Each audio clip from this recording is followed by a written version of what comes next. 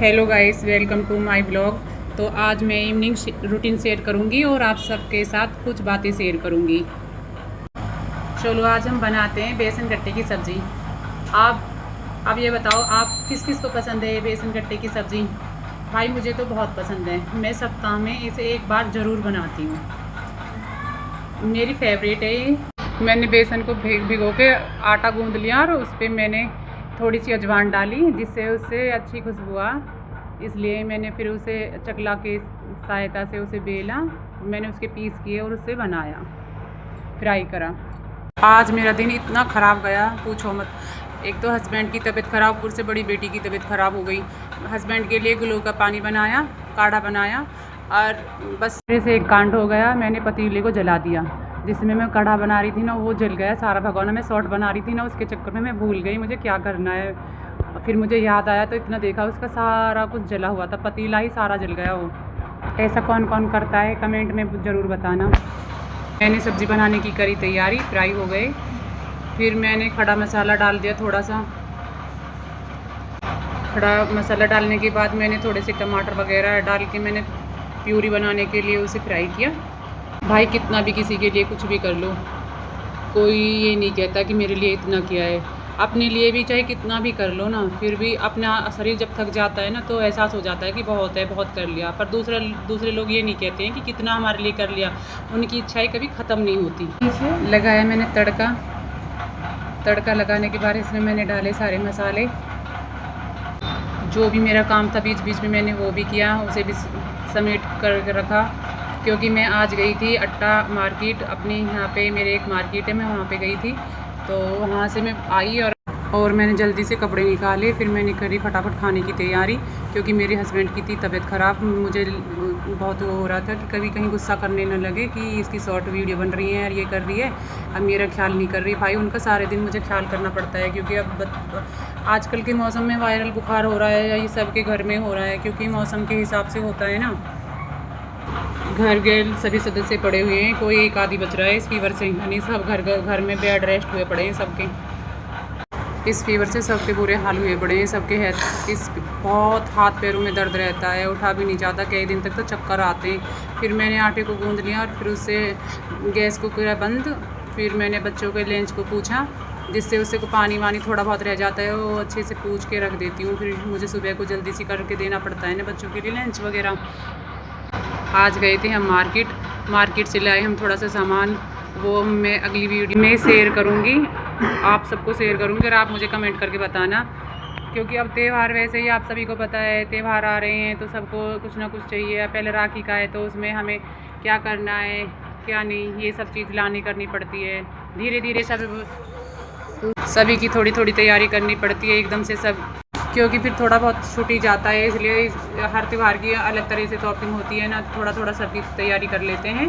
फिर मैंने बच्चों के लंच को रख दिया। फिर मैं गई दूध लेने, क्योंकि हमारे फ्रिज बाहर रखा हुआ है, थोड़ा एडजस्ट करना पड़ रहा है, क्योंकि रसोई हमारी अभी पूरी तरह से सही नहीं हुई है, क्योंकि हमारा कारपेंटर कहीं चला गया है, इसके लिए बीच में हमारा काम छूट गया है। इस दूध जमाने की करी तैयारी, थोड़ा सा बच्चों के लिए सुबह के लिए दूध निकाल देती हूँ, जिससे बच्चों के लिए सुबह किसी को दूध चाहिए उसे दूध दे देती हूँ, किसी के लिए चाय, जो बच्चे की डिमांड होती है वो कर देती हूँ। फिर मैंने ली सब्ज़ी की करी तैयारी, मैंने जार में डाले वो सब, फिर उन्हें एक बार ग्राइंड किया।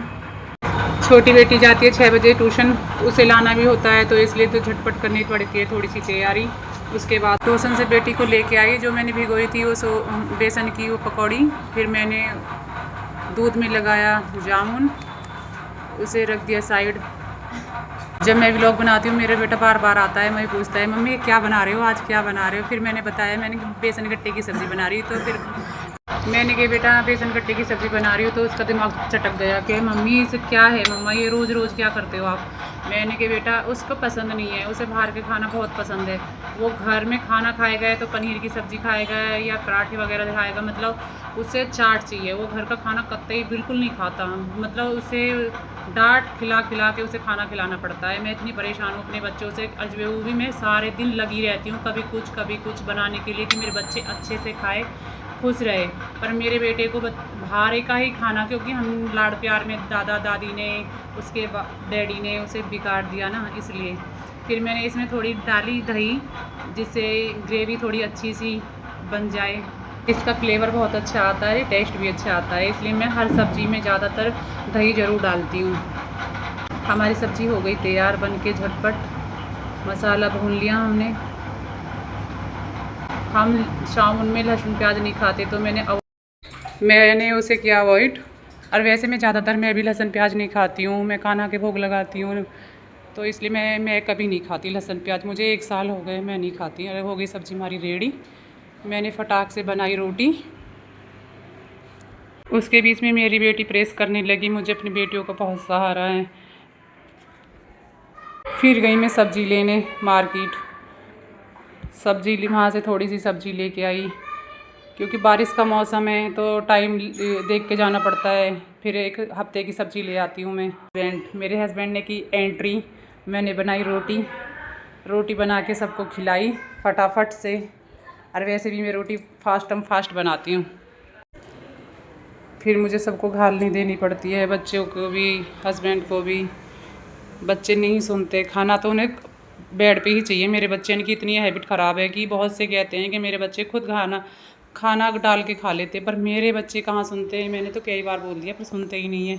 मैंने कि कोई बात नहीं बेटा, इतने मैं कर रही हूँ, इतने खा लो, फिर तो तुम्हें करके खाना ही पड़ेगा। फिर मैं सबके लिए रोटी, एक रोटी करके सबको डाल के दे के आई, खाना डाल के। छोटी बेटी आई और वो बहुत खुश होती है जब मैं कैमरा शूट करती हूँ ना, तो वो बहुत खुश होती है कि मैं भी कैमरा के सामने आऊँ। वो बोलने शिकायत करने लगी, मम्मा आप इतने लेट कहाँ हो गए, मम्मा मैडम बोल रही थी कि अपनी मम्मा के पास कॉल करो, थोड़ा सा टाइम लग जाता है जाने में। हस्बैंड भी यही बोलते हैं, लग गई अपने काम में। व्लॉग बनाती हूँ ना, तो वो भी हंसते हैं कि भैया इसकी तैयारी कर, ये तो लग गई अपनी तैयारी में, इसे तो व्लॉग बनाना है। मैंने कि हाँ। फिर मैंने आया बेटा, मैंने बेटे को डाल के दिया खाना। उन सब ने खाना खा लिया। मैं खाना बाद में खाती हूँ, पहले मैं बर्तन साफ़ करती हूँ, रसोई साफ़ करती हूँ। मैंने सबके लगाए कपड़े, बच्चों की अलमारी में साइड रखती हूँ, अपने हस्बैंड की अलमारी एक साइड रखती हूँ, क्योंकि बच्चे फिर कपड़े ने इधर उधर फेंक देते हैं, परेशान हो जाते हैं फिर सुबह ढूंढने में। और मैं हो गई फ्री। जिसको भी मेरा व्लॉग अच्छा लगे कमेंट करना, सब्सक्राइब करना, और जो भी कमी हो मुझे बताना, जिससे मैं और अगला व्लॉग अच्छा बना सकूँ। Bye bye, good night, take care.